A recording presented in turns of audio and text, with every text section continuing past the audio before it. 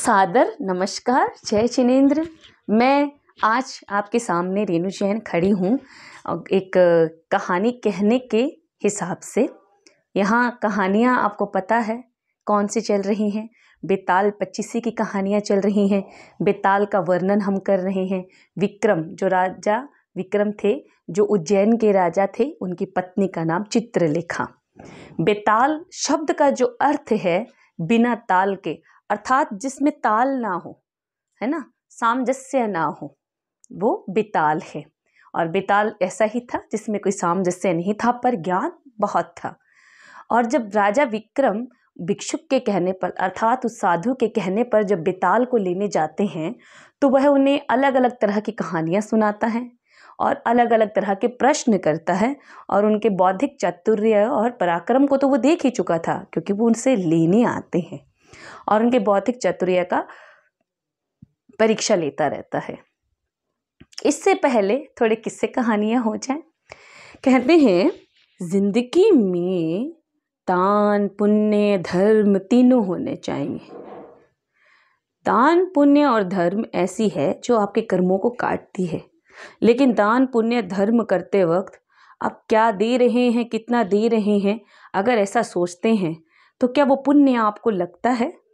और उस पुण्य या दान या धर्म को करते वक्त अगर आप उसका गुणगान करते हैं कि मैंने इतना किया, मैं इतना कर रहा हूँ, तो क्या वो आपको लगता है? क्या वो आपके कर्म आगे सुधार रहा है, बढ़ा रहा है, क्या कर रहा है? क्या दान, पुण्य और धर्म का अहंकार आपको होना चाहिए? मैं इतना कर रहा हूँ, ये मैं क्या आप में होनी चाहिए? चलिए, इसी से जुड़ा एक छोटा सा किस्सा हम जान लेते हैं। बात छोटी है पर बहुत महत्वपूर्ण है। लागू करें तो हम इस समय में भी कर सकते हैं। सीखने को तो हम कब भी, कहीं भी, कैसे भी, कितना भी सीख सकते हैं। तो क्या पता मेरे माध्यम से आप कुछ ऐसा सीख पाएं, इन कहानियों से आप कुछ ऐसी सीख लें जो आपके जीवन को बदल दें। तो आइए हम एक किस्सा जानते हैं महाभारत से। महाभारत में सूर्यपुत्र कर्ण के बारे में आपने जाना है, जानते भी हैं, है ना। इंद्रपुत्र अर्जुन के बारे में भी जानते हैं, पांडवों के बारे में जानते हैं, है ना, वो पांडु पुत्र कहलाए। 100 कौरवों के बारे में भी जानते हैं। अच्छा, महाभारत में युयुत्सु था। जो युयुत्सु था वो एक कौरव था। मैं आपको बता देती हूँ इसके पीछे रीज़न क्या है, कैसे वो कौरव हुआ, वो मैं भी आपको बताऊंगी। लेकिन आज का हमारा किस्सा जुड़ा है अंग प्रदेश के राजा कर्ण से, ठीक है। और वो हमें सीख क्या देंगे? दान, दया और धर्म के बारे में। वो अपने कर्म से ही दानवीर, धर्मवीर, युद्धवीर थे। लेकिन उनका दुर्भाग्य था कि उन्हें उस वक्त अधिरथ के यहाँ पलना पड़ा और शायद उनके बुरे कर्म थे, लेकिन दानी वही सबसे बड़े थे। उसके बाद महाभारत में एक वर्णन आता है राजा बर्बरिक का, जिन्होंने अपना शीश दान देकर सबसे बड़ा दानी अपने आप को बनाया, जिन्हें हम भगवान श्याम के नाम से जानते हैं, कलयुग के अवतार के नाम से जानते हैं। चलिए, सबसे पहले हम कर्ण के बारे में जानते हैं। सूर्यपुत्र थे वो, है ना, कुंती की कोख से जन्मे थे, पर कुंती उन्हें रख नहीं पाई और पानी में बहा देती हैं।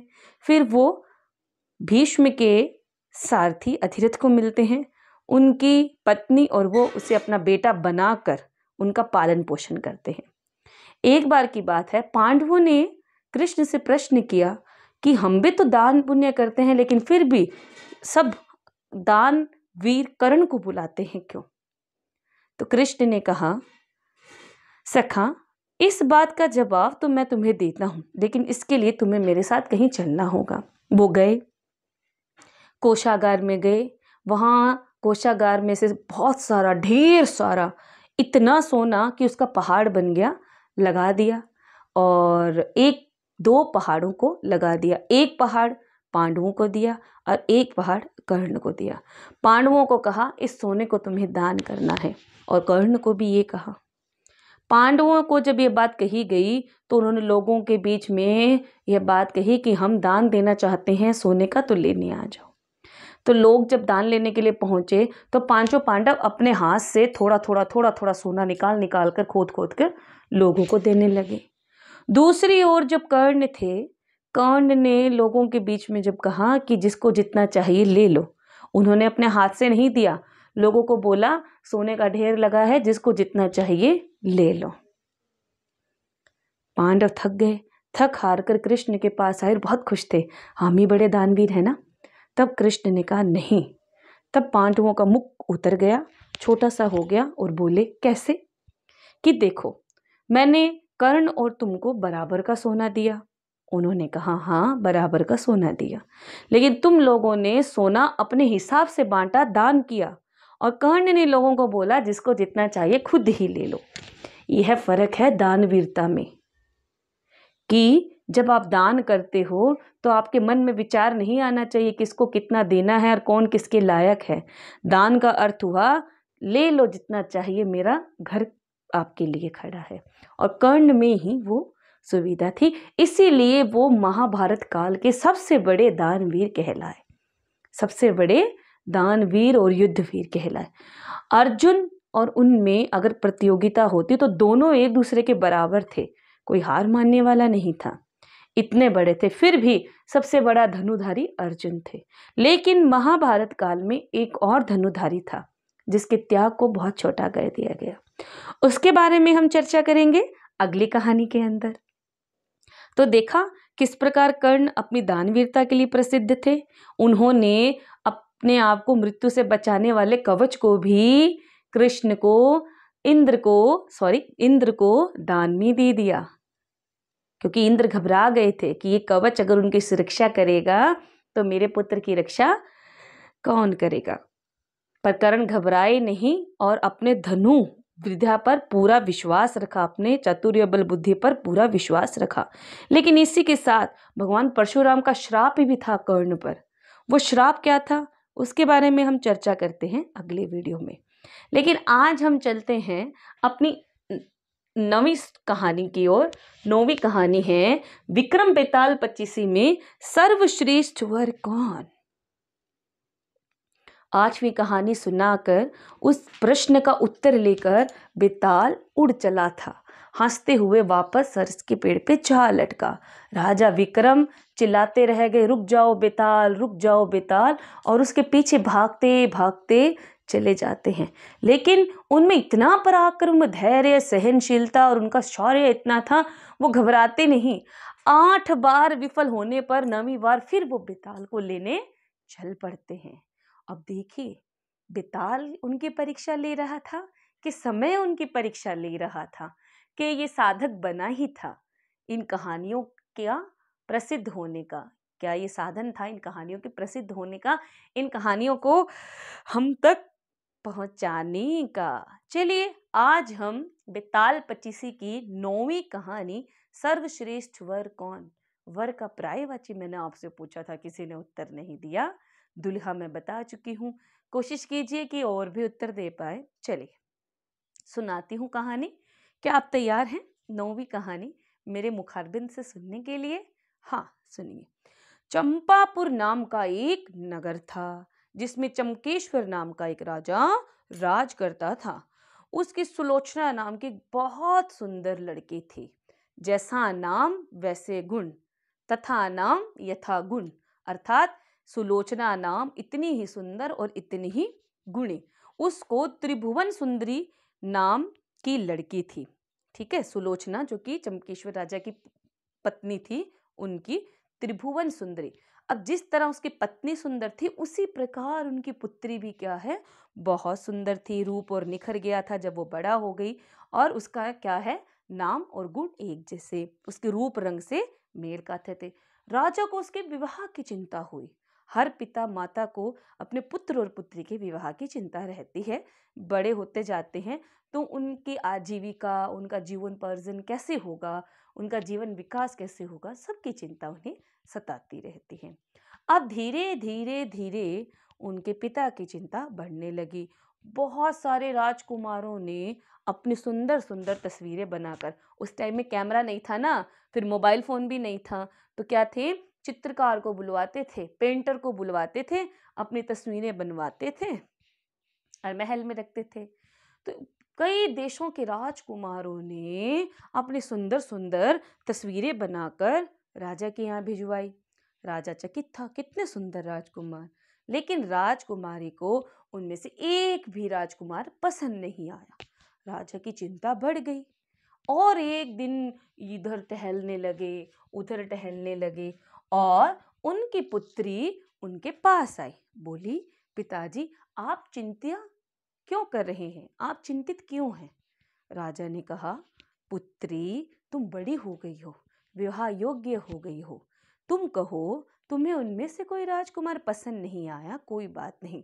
अगर तुम कहो तो मैं तुम्हारे स्वयंवर का आयोजन करूं। तब जो राजकुमारी थी उसने कहा, नहीं पिताजी, वह राजी नहीं हुई। आखिर राजा ने तय किया कि मैं उसका विवाह एक ऐसे व्यक्ति से करूंगा जो रूप, बल और ज्ञान में इन तीनों में सबसे बढ़कर होगा। अब राजा ने देखा और सर्च करना, ढूंढना शुरू किया। जब उसने सर्च करा, ढूंढा, तो 4 राजकुमार उसके पास आए। अर्थात 4 राजकुमार, 4 देश के अलग अलग राजकुमार, है ना, द प्रिंस जो थे अलग अलग नेशन से थे, उसके पास आए। और जब राजा ने उनसे कहा कि आप में क्या क्या गुण हैं, चारों राजकुमार बहुत सुंदर। राजा खुश था, प्रसन्न हुआ कि क्या बात है, एक से बढ़कर एक है राजकुमार सुंदरता में। मतलब हर राजकुमार एक दूसरे से ज्यादा सुंदर था। तो राजा ने कहा कि तुम्हारे गुण बताओ। पहला बोला, मैं एक कपड़ा बनाकर 5 लाख में बेचता हूँ, 1 लाख देवता को चढ़ाता हूँ, 1 लाख में घर खर्च चलाता हूँ, 1 लाख में अपने ऊपर खर्च करता हूँ और 1 लाख रुपया मैं अपनी आने वाली पत्नी अर्थात स्त्री के लिए इकट्ठा करता हूँ।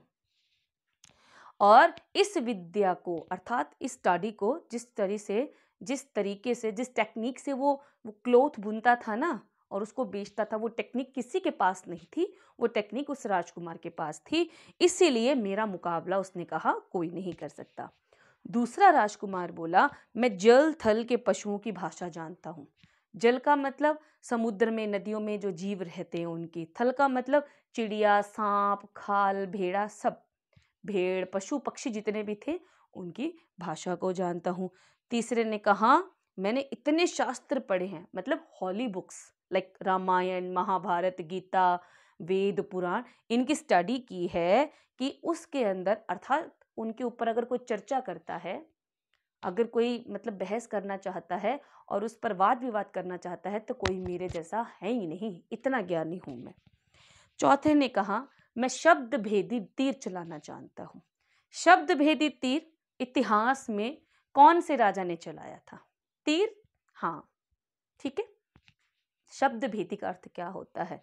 दूसरा बोल रहा है, तीर मारने वाले की आंख पर या तो पट्टी होती है या उसका लक्ष्य उसके सामने नहीं होता, लेकिन जब दूसरा बोल रहा होता है, उसे बता रहा होता है इतनी दूरी पर ये फलाना बैठा है और इसको तुझे तीर चलाना है, उसको शब्द भेदी बाण या शब्द भेदी तीर कहा जाता है। मैं जानता हूं और मेरी इस कला का कोई सामना नहीं है।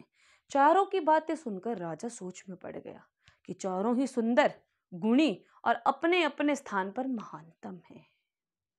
अब राजा तो सोच में पड़ गया और इसी सोच में बेताल का प्रश्न भी आ गया। उसने कहा, बताओ विक्रम,